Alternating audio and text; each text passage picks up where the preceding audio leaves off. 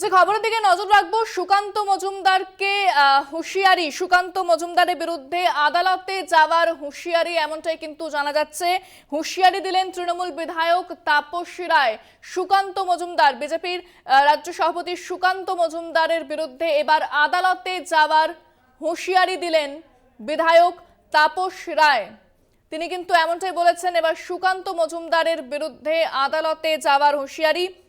তাপস রায়ের সঙ্গে ললিত ঝায়ের ছবি, এমনটাই কিন্তু অভিযোগ। তাপস রায়ের সঙ্গে ললিত ঝায়ের ছবি সামনে আসাতে চাঞ্চল্য ছড়িয়েছে। পাল্টা বিজেপি রাজ্য সভাপতির বিরুদ্ধে আইনি পথে হুঁশিয়ারি তৃণমূল বিধায়ক তাপস রায়ের। তাপস ঝায়ের সঙ্গে ললিত ঝায়ের ছবি, অভিযোগ। পাল্টা বিজেপি রাজ্য সভাপতির বিরুদ্ধে আইনি পথে তাপস। সুকান্ত মজুমদারের বিরুদ্ধে আদালতে যাওয়ার হুঁশিয়ারি তৃণমূল বিধায়ক তাপস রায়ের।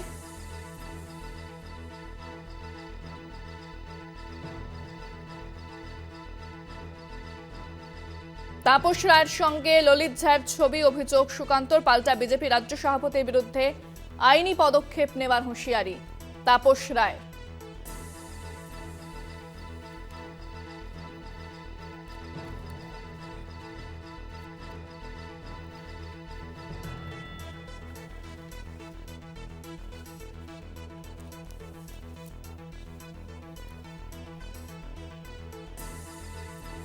সুকান্ত মজুমদারের বিরুদ্ধে আদালতে যাওয়ার হুঁশিয়ারি, এমনটাই হুঁশিয়ারি দিলেন তৃণমূল বিধায়ক তাপস রায়। তাপস রায়ের সঙ্গে ললিত ঝায়ের ছবি, অভিযোগ সুকান্তর। পাল্টা বিজেপির রাজ্য সভাপতির বিরুদ্ধে আইনি পথে যাওয়ার হুঁশিয়ারি।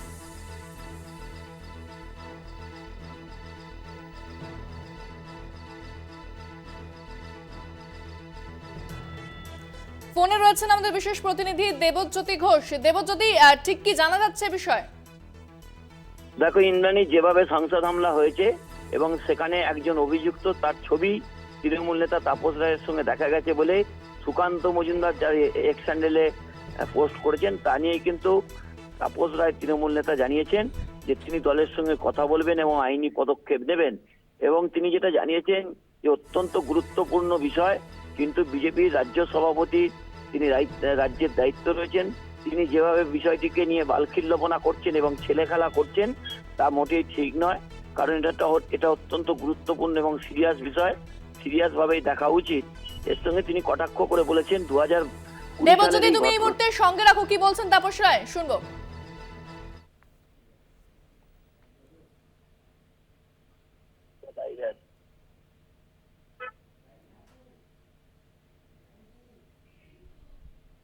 তার জন্যই এগুলো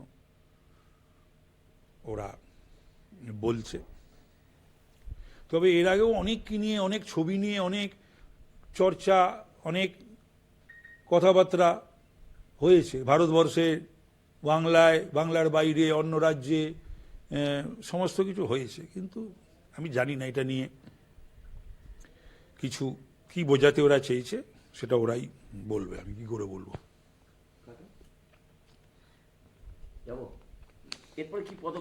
না, আমি দলের সঙ্গে কথা বলি, বলে তারপরে ওরা তো আইনের কথা সবসময় বলে আর হাইকোর্ট দেখায়, দেখছি যে কোনো আইনি পদক্ষেপ নেওয়া যায় কিনা।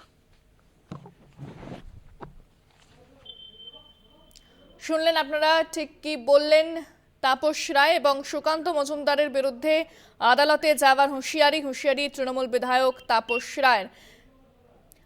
আমি ধন্যবাদ জানাবো আমাদের প্রতিনিধি দেবজ্যোতি ঘোষকেও।